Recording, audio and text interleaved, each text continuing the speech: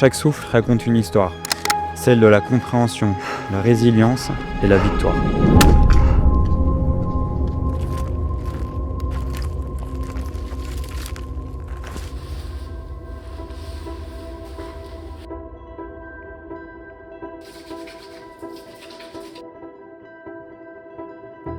Ouais, il y a toujours cette pression, ce doute, il est permanent. Surtout à cette période où on approche de la saison. Je me suis pas encore assez jaugé par rapport à mes adversaires, donc il y a ce doute-là de savoir est-ce que ma préparation était bonne. C'est pas une science exacte, le doute a toujours fait partie de ma carrière et il le sera toujours. Après, j'essaye d'arriver sur les compétitions avec le maximum de confiance pour balayer tous ces doutes. Le doute, je peux l'avoir à l'entraînement, il faut que j'en ai quasiment aucun pendant les compétitions.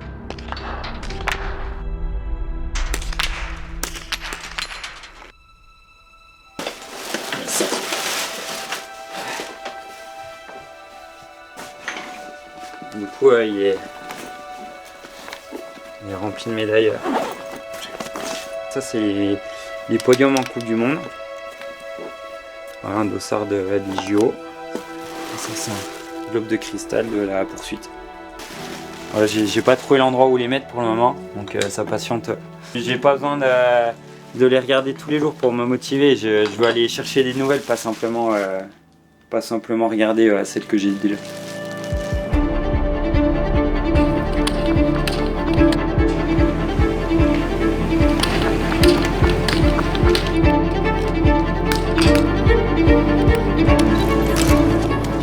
Le biathlon, c'est deux disciplines complètement opposées, le ski de fond et le tir.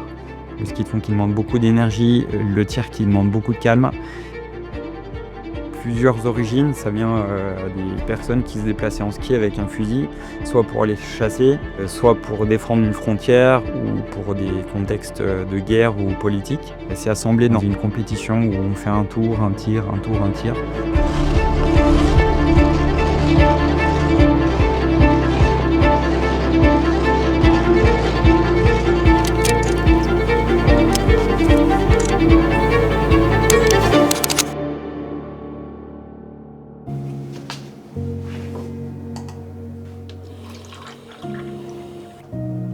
Moi, mon amour du sport, elle est arrivée de deux passions. L'amour du sport d'endurance et du ski particulièrement. L'amour de fabriquer les choses par moi-même. Quand j'étais plus petit, il y avait l'ancien atelier de l'entreprise familiale qui était en dessous de chez mes parents. On faisait des cabanes, mais on fabriquait aussi des arcs, des arbalètes.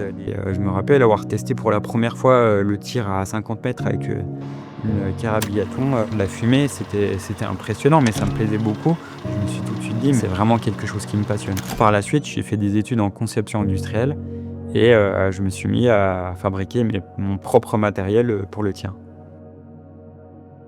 J'adore faire les choses par moi-même et encore plus un outil dont je vais me servir pour la Coupe du Monde.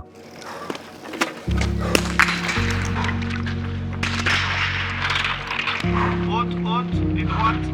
Quand j'étais justement plus petit, sur mon premier titre de champion de France en 2007, le succès il était minime parce que ça restait que le circuit cadet. Mais les émotions étaient si fortes que je me suis dit je serais prêt à m'investir autant que nécessaire pour revivre ces moments-là.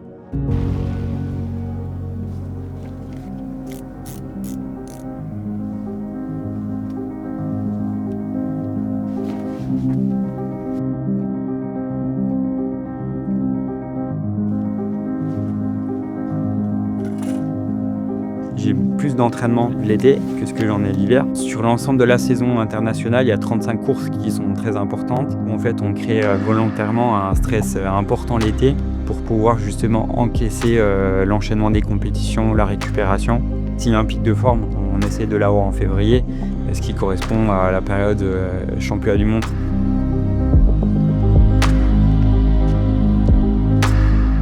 On part à l'entraînement pour déconstruire les choses.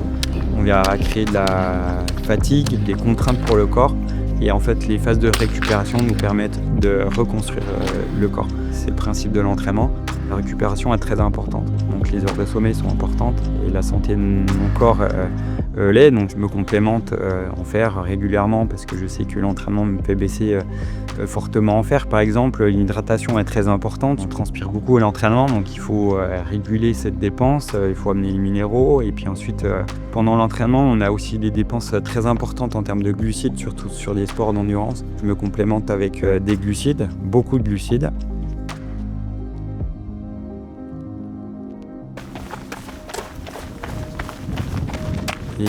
Et ensuite il y a la partie récupération, là on va plutôt l'avoir dans l'assiette ou en complémentation suivant le type d'effort. Donc ça peut être une recherche de glucides avec des féculents tout de suite après la séance, mais ça peut être aussi des protéines typiques après une compétition ou un effort intense. C'est quelque chose que je vais essayer de me complémenter le plus rapidement possible pour refaire les stocks du corps et pas puiser dans les stocks. Tout ce que je peux faire dans ma vie est presque toujours lié au biathlon.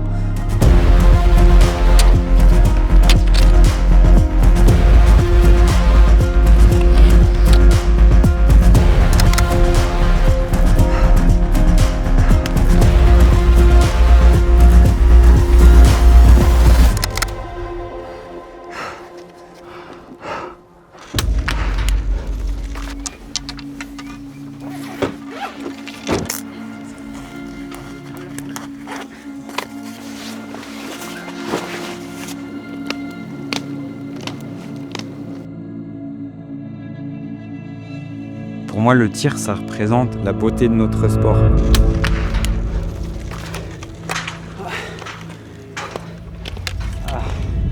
Beaucoup de choses se passent dans la tête, contrairement à la partie physique qui est plus brutale. Et la partie tir, il y a un aspect intellectuel qui est assez important. La gestion du vent, de la météo, on doit adapter notre réglage, on doit adapter nos stratégies par rapport aux autres.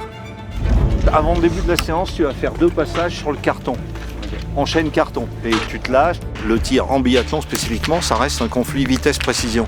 Donc quand la précision est là, la confiance arrive, on essaie de passer un cran au-dessus en termes de vitesse et à un moment donné, boum, ça marche plus, c'est trop, il faut redescendre et en fait c'est un ajustement permanent entre la précision et la vitesse.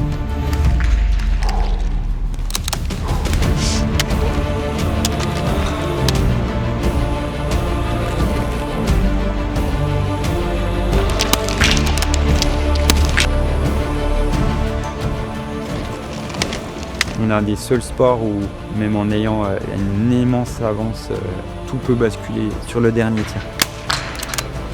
Et ça, c'est quelque chose qui est vraiment très fort parce que c'est ce qui fait le suspense de notre sport. 4. Ok, ouais.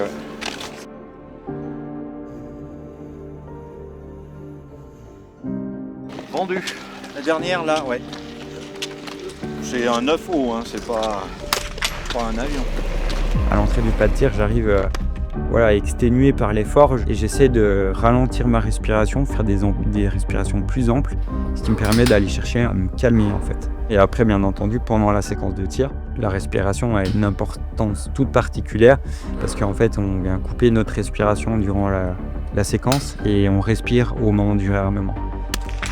Avec l'expérience, on apprend aussi à gérer, comme je dis, un maximum de situations pour essayer de garder le contrôle, même si y a des situations où les émotions sont trop fortes et on perd le contrôle.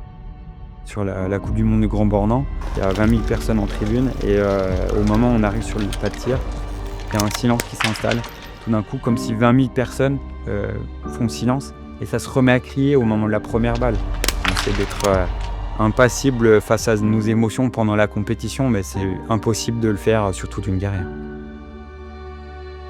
Moi, celle qui me reste vraiment, c'est son duel lors du dernier relais de Johannes. Repartir avec cet athlète-là, c'est quand même quelque chose de fort. Moi, je sens la pression de faire face à cet athlète. Je sais que ça va être très très dur. Il l'a complètement fait exploser, Johannes.